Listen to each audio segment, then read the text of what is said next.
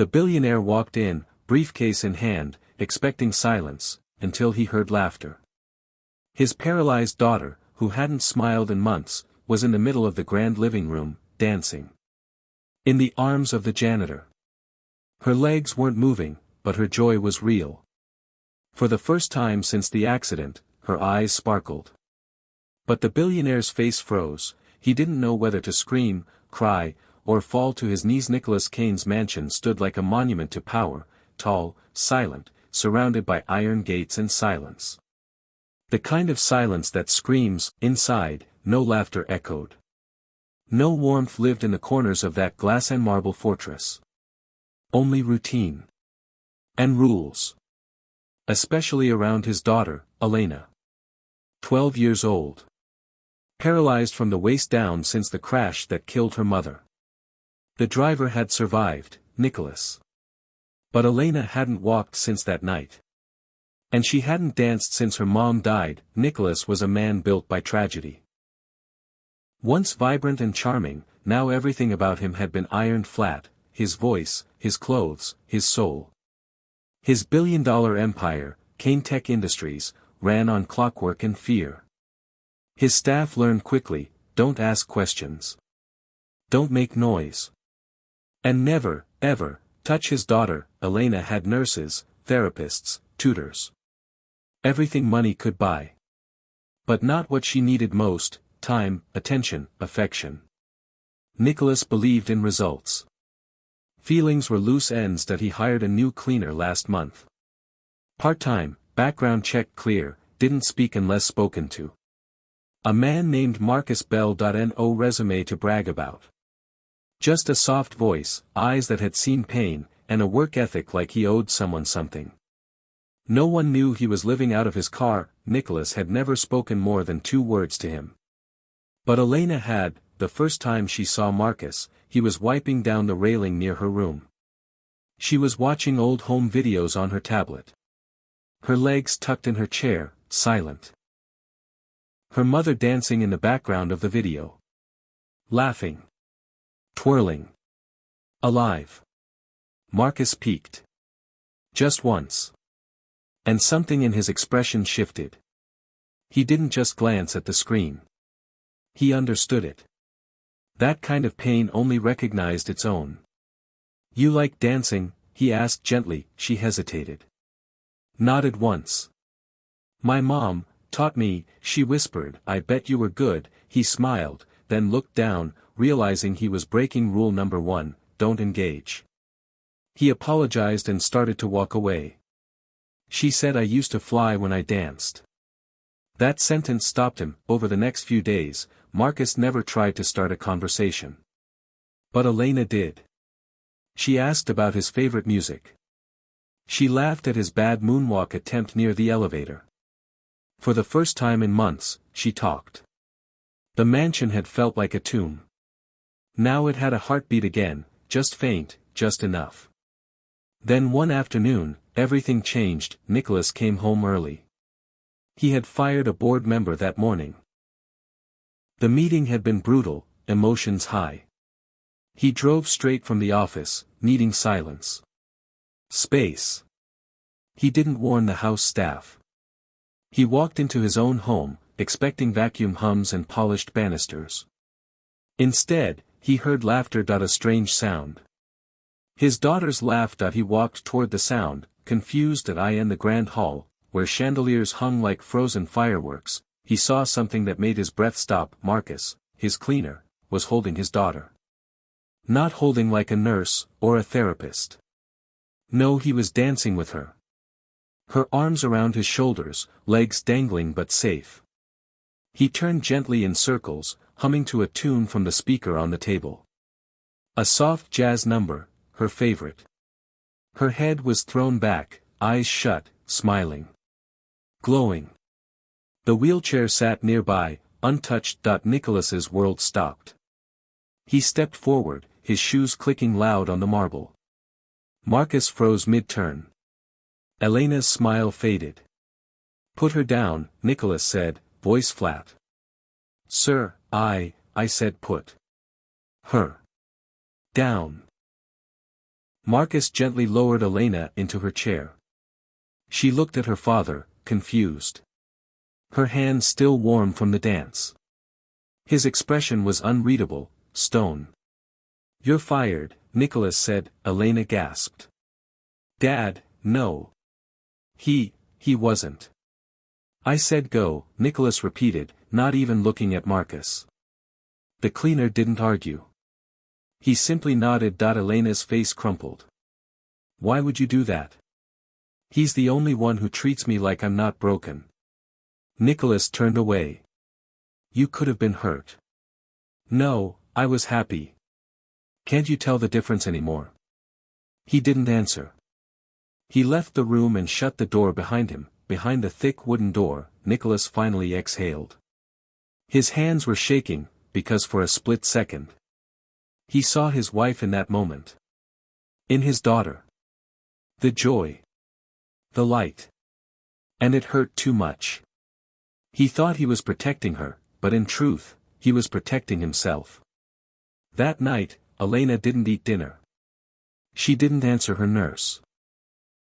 She didn't look up from her tablet, even when her father quietly knocked. Nicholas sat in his office, staring at the security footage. Watching that 2-minute moment again and again. She hadn't looked that happy in over a year. He rubbed his temples, the ache growing behind his eyes. The footage didn't show a cleaner crossing a line. It showed a man giving a little girl a moment of freedom. He opened his laptop, typed in Marcus Bell's name, and froze. Marcus wasn't just a janitor. He was once a professional dancer. Broadway.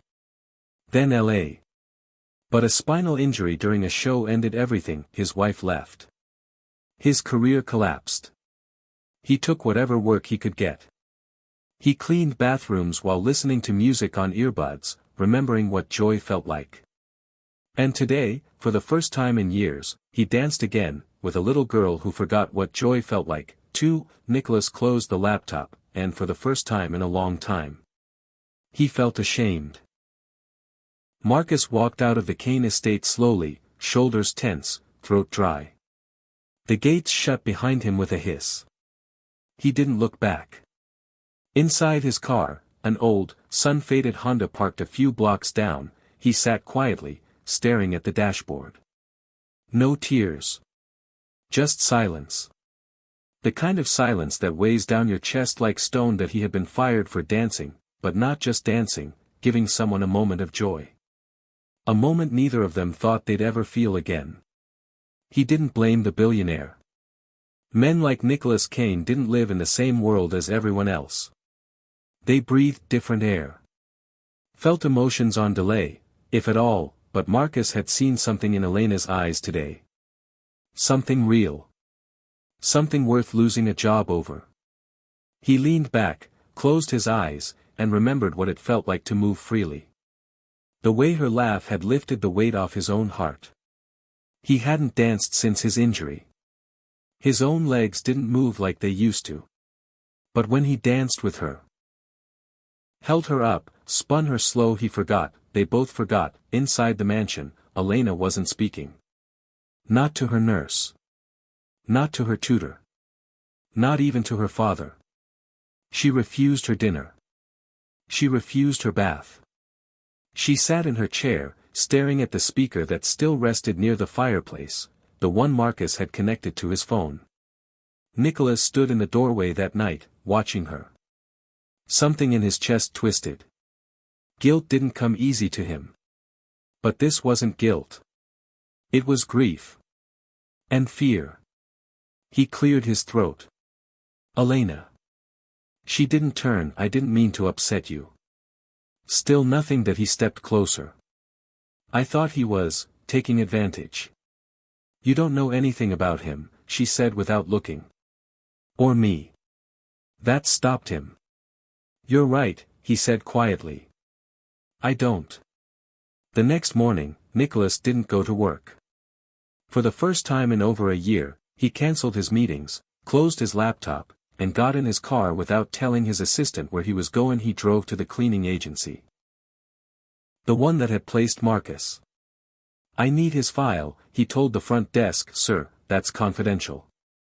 "I'm not asking. I'm paying." They handed it over. Nicholas scanned the pages. Dancer. Performer. Career-ending injury. Volunteer work with disabled children, music therapy, local rec centers. No criminal history. No red flags that he judged the man because he held a mop. Not knowing that same man once held standing ovations in his hands. That afternoon, Nicholas waited outside a community church on the east side. He knew Marcus volunteered there Tuesdays. Dance therapy for kids in wheelchairs. Free of charge. Through the stained glass, Nicholas watched a girl in braces. A boy with tremors. Marcus danced with each one slowly, carefully, letting them feel the rhythm even if they couldn't follow the steps. Nicholas couldn't move. He saw his daughter in each of those children.